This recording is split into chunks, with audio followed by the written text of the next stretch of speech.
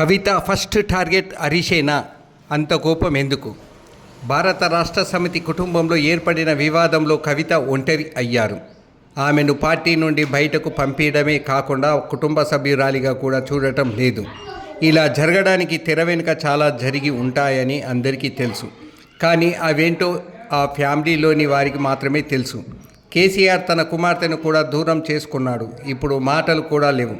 కానీ కుమార్తె కవిత మాత్రం కేసీఆర్ను పల్లెత్తు మాట అనడం లేదు. మొదట్లో కేటీఆర్పై పరోక్ష విమర్శలు చేసినా ఇప్పుడు పూర్తిగా హరీష్ పైనే దృష్టి కేంద్రీకరించారు. ఆయనపై లెక్కలేనని ఆరోపణలు చేస్తున్నారు. గట్టిగా ఖండించలేని పరిస్థితిలో హరీష్ రావు ఉన్నారు. దీని ఆసరాగా చేసుకొని కవిత మరింత అటాక్ చేస్తున్నారు. అసలు హరీష్కు కవితకు ఎందుకు చెడింది? హరీష్పై కవిత చేస్తున్నవన్నీ నిందలే. హరీష్ రావుపై కవిత ఇటీవలి కాలంలో చాలా ఆరోపణలు చేశారు.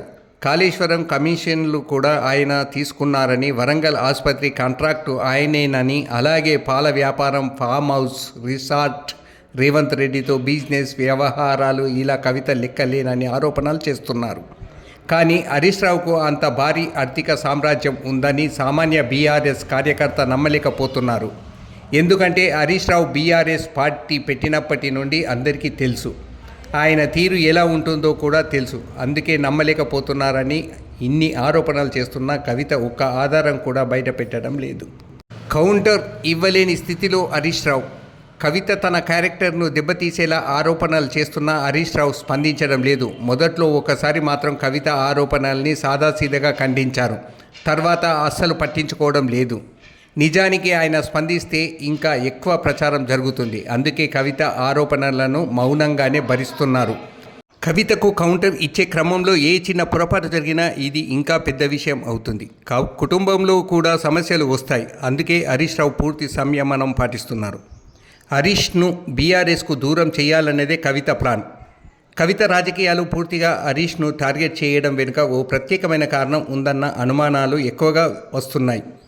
ఆ కారణం ముందుగా ఆయనను బీఆర్ఎస్ పార్టీ నుంచి బయటకు పంపడం. బీఆర్ఎస్ పార్టీ పిల్లర్లలో ఒకరు హరీష్ రావు.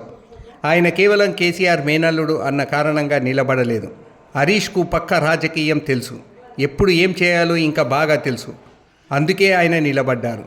బీఆర్ఎస్ పార్టీలో ఆయనపై పూర్తిగా విశ్వాసం తగ్గిపోయేలా చేసి బయటకు పంపిస్తే బీఆర్ఎస్ పార్టీ సగం బలహీనపడుతుంది. హరీష్ సొంత పార్టీ పెట్టుకుంటే 30% బలహీనపడుతుంది. కవిత అదే కావాలి అన్నట్లుగా రాజకీయం చేస్తున్నారు. అంటే హరీష్ రావును టార్గెట్ చేస్తుంది. ఆయనపై కోపంతో కాదు, బీఆర్ఎస్ను బలహీనం చేయాలన్న ఉద్దేశంతోనే ఆమె ప్రయత్నాలు ఫలిస్తాయా? హరీష్కు కేటీఆర్, కేసీఆర్లకు మధ్య అనుబంధంలో కనిపించని పగుళ్ళు ఎప్పటి నుంచో ఉన్నాయి. కవిత తన రాజకీయంతో వాటి నెర్రలు చేసి వాటిని దూరం చేస్తే ఆమె రాజకీయం సక్సెస్ అయినట్టే. ఏం జరగబోతుందో వేచి చూడాల్సిందే మరి.